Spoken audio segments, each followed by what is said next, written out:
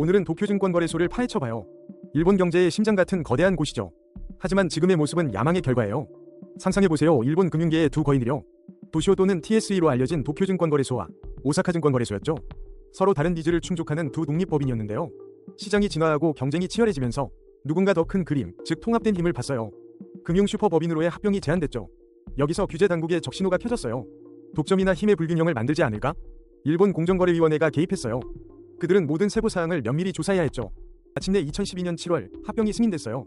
일본거래소그룹 JPX의 탄생이 시작된 거죠.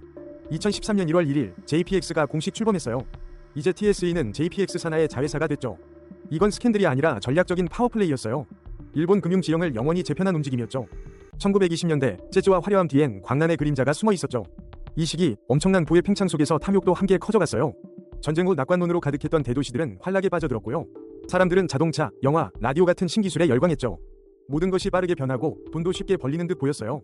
여기서 빨간불이 켜집니다. 바로 묻지마 투자의 시작이었죠. 새로운 문화와 기술이 사람들을 현혹했습니다. 아름다운 아르데코 양식처럼 화려함 속에 숨은 위험은 커져갔어요. 흥청망청 파티를 즐기며 사람들은 미래를 마냥 낙관했죠. 이쯤 되면 눈치챘어야 하는데 거품은 언젠가 터지기 마련이에요. 재즈의 자유분방함이 경제에도 스며들었던 걸까요? 사람들은 겉모습만 보고 현혹되기 시작했죠. 화려한 도시의 불빛 아래 보이지 않는 균열이 생기고 있었어요. 누군가는 이 혼란을 기회로 삼았을 거예요. 결국 모두가 돈을 줬던 그 시대는 파멸로 치달았습니다. 수많은 사람들이 한순간에 모든 것을 잃었어요. 경제적 번영이 가져온 광란은 씁쓸한 최후를 맞이했죠. 그래서 이 시대 우리에게 남긴 교훈은 무엇일까요? 과도한 낙관과 탐욕은 언제나 대가를 치르게 한다는 거예요.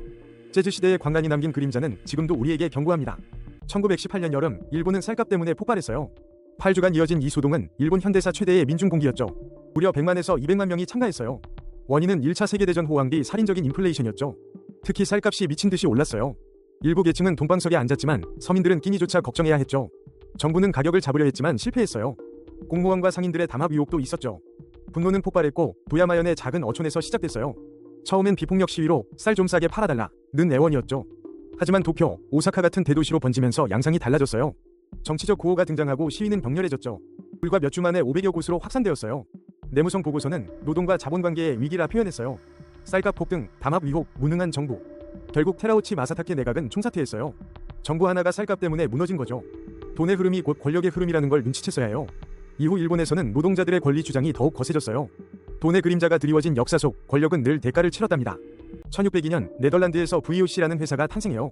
이 회사는 21년간 아시아 무역을 독점할 수 있었죠. 주식은 누구나 사고 팔 수 있었고 암스테르담 증권시장의 시초가 돼요. 여기서 주목할 점은 단순한 회사가 아니었다는 거예요. 전쟁을 벌이고 죄수를 처형하고 조약을 맺는 권한까지 가졌죠. 심지어 자체 화폐를 발행하고 식민지까지 세웠어요. VOC는 종종 세계 최초의 다국적 기업으로 불립니다. 1602년부터 1796년까지 거의 100만 명의 유럽인을 아시아로 보냈어요. 총 4,785척의 배가 아시아 무역에 투입되었죠. 250만 톤 이상의 아시아 무역품과 노예를 실어 날랐어요. 그 규모는 상상을 초월했습니다. 다른 모든 유럽 국가를 합친 것보다 더 많은 인력을 보냈죠. 영국 동인도 회사는 VOC의 경쟁자였지만 규모는 훨씬 작았어요. 영국은 2,690척의 배로 VOC의 5분의 1 수준에 불과했습니다. VOC는 단순한 기업을 넘어선 제국이었죠. 이들이 쌓아올린 부는 상상 이상이었습니다. 하지만 막강한 힘 뒤에는 어두운 그림자도 존재했어요. 수많은 사람들의 희생 위에 세워진 거대 제국이었죠.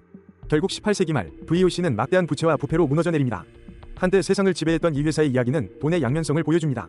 1770년대 미국 독립전쟁 중 어마어마한 화폐 스캔들이 터졌죠. 이건 단순한 금융 문제가 아니라 독립전쟁의 판도를 바꿀 뻔한 사건이었어요. 이야기는 매사추세츠에서 시작돼요. 1652년 존 허리 최초의 식민지 주화를 만들었죠. 하지만 영국은 식민지 주화 발행을 제한했고 스페인 달러 같은 외화가 주로 쓰였어요. 영국 의회는 통합법으로 식민지 지폐 발행을 통제하려 했죠. 여기서 빨간불이 켜집니다.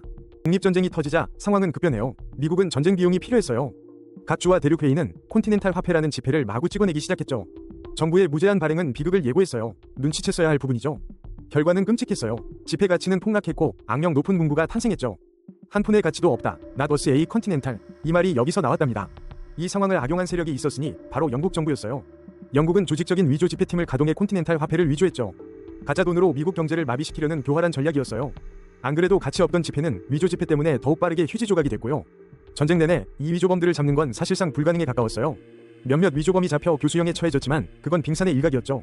결국 콘티넨탈 화폐는 독립전쟁에 실패한 유산으로 남게 됩니다. 이 실패는 미국 헌법 제정에 큰 영향을 줘 강력한 중앙은행의 필요성을 깨닫게 했죠. 영국의 교묘한 위조 작전은 미국의 독립을 좌절시키려던 치열한 경제전쟁의 일부였어요. 돈이 어떻게 전쟁의 무기가 되는지 보여준 역사상 가장 드라마틱한 사례 중 하나랍니다.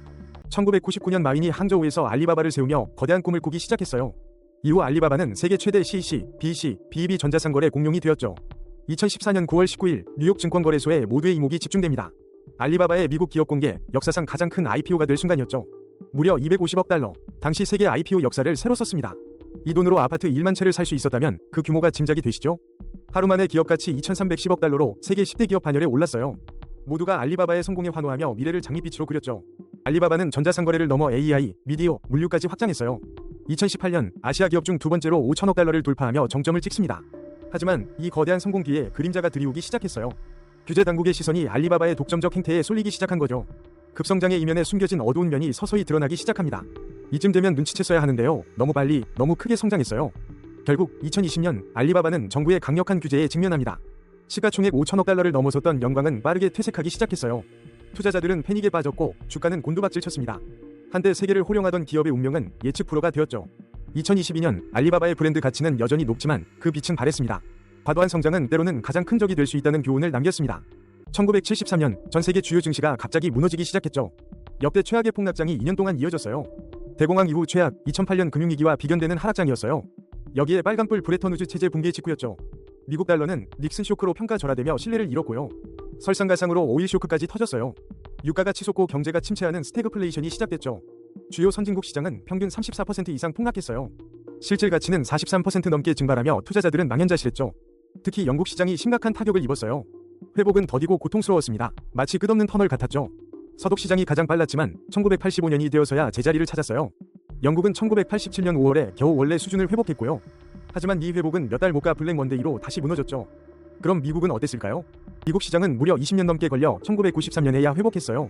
시작부터 계산하면 20년 7개월 동안 투자자들은 암흑기를 보낸 거예요.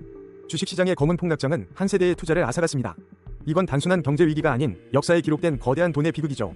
다시는 이런 일이 없기를 바라지만 역사는 늘 반복되잖아요. 2025년 밸런타인데이 수많은 투자자들의 지갑이 비극적으로 텅 비었죠. 아르헨티나 밀레이 대통령이 LIBRA라는 코인을 홍보한 직후였어요. 이 신생민 코인은 대통령의 한마디에 가격이 폭등했죠. 투자자들은 황금 같은 기회라고 생각했어요. 하지만 여기서 빨간불이 켜집니다. 대통령의 파격적인 신생 코인 홍보였죠. 수많은 개미 투자자들이 희망에 부풀어 돈을 쏟아부었어요. 그리고 정확히 그 순간 LIBRA의 가격은 수직으로 폭락했습니다. 눈 깜짝할 새에 2억 5,100만 달러가 증발했어요. 이 돈이면 아르헨티나의 많은 사람들에게 집을 사줄 수 있었을 텐데요. 이쯤 되면 눈치챘어야죠. 전형적인 러그 풀 스캠 냄새가 났습니다. 더 이코노미스트는 이 사건을 밀레이 대통령의 첫 번째 대형 스캔들이라 불렀죠. 대통령 홍보, 폭등, 그리고 순식간에 폭락, 이 모든 게 몇 시간 만에 벌어졌어요. 피해자들은 분노했고 사회는 충격에 빠졌습니다. 누가 책임자일까요? 밀레이 대통령의 홍보가 순수했을까요? 아니면 무언가 더 있었을까요? 아르헨티나 국민들은 대통령의 경제정책에 대한 신뢰를 잃기 시작했어요. 이 사건은 크립토게이트라는 오명을 얻으며 금융 역사에 기록되었습니다. 2억 5,100만 달러는 사라졌고 투자자들의 절규만 남았죠. 그래서 이 사건 어떻게 됐을까요? 책임자는 아직 불분명합니다. 하지만 한 가지 확실한 건 이 스캔들이 미래 투자자들에게 강력한 경고가 되었다는 것이죠. 권력의 한마디가 어떻게 수억 달러를 증발시킬 수 있는지 보여준 비극적인 사례였습니다. 1978년 뉴욕 JFK 공항에서 500만 달러 현금과 87만 5천 달러 상당의 보석이 사라졌어요. 오늘날 가치로 2,800만 달러, 당시 미국 최대 현금 강도 사건이었죠. 주모자는 루켓의 범죄 조직과 연루된 제임스 버크로 알려져 있어요. 공항 직원 루이스 워너가 계획에 가담하며 내부 정보가 새어나갔죠. 총 한 발 없이 경비원을 제압하고 돈을 털었어요. 너무 순조로웠다는 점 이쯤 되면 눈치챘어야 할까요? 하지만 여기서 빨간불이 켜집니다. 돈은 흔적도 없이 사라졌어요. 수사는 미궁에 빠지고 공범들은 하나둘 위문사했죠. 제임스 버크가 공범들을 제거하며 돈을 독차지하려 했다는 소문이 돌았어요. 오직 공항 직원 루이스 워너만이 유죄 판결을 받았죠. 그는 자신의 역할을 시인했지만 돈의 행방은 끝내 밝히지 않았어요. 이 사건은 미국 역사상 가장 오랫동안 수사된 범죄 중 하나예요. 2014년 마지막 용의자가 체포되었지만 결국 무죄로 풀려났죠. 제임스 버크는 절대로 기소되지 않았습니다. 그는 다른 범죄로 수감되어 병으로 사망했어요. 46년이 지난 지금도 587만 5천 달러는 어디론가 사라진 채예요. 이 돈으로 아파트 수백 채를 살 수 있었을 텐데 말이죠. 루프트한자 강도 사건은 돈이 얼마나 쉽게 사라질 수 있는지 보여줍니다. 미국 범죄 역사상 가장 대담하고 미스터리한 미제 사건으로 남았어요. 과연 그 돈은 어디로 갔을까요? 이 질문은 여전히 답을 기다립니다. 1872년 뉴욕 선지가 충격적인 폭로를 했어요. 무려 4,400만 달러, 지금 돈으로 10억 달러 넘는 돈이 증발했죠. 미국 최초 대륙횡단 철도가 사건의 중심이었어요. 유니언 퍼시픽 철도가 건설을 맡았는데요. 여기서 빨간불, 그들은 또 다른 회사 크레딧 모빌리에 오브 아메리카를 만들었죠. 이 회사가 철도 건설을 대신 수행하게 한 거예요. 실제 비용은 5천만 달러인데 9,400만 달러를 청구했어요. 차액 4,400만 달러는 경영진 주머니로 들어갔습니다. 여기서 끝이 아니죠. 그들은 이 돈으로 워싱턴 정치인들에게 뇌물을 뿌렸어요. 호의적인 법, 자금, 규제까지 사들였죠. 이 사기는 1872년 뉴욕 선지 보도로 드러났어요. 대통령 선거 캠페인 중 터진 역대급 스캔들이었죠. 많은 정치인의 커리어가 망가졌고 유니언 퍼시픽은 파산 직전까지 갔습니다.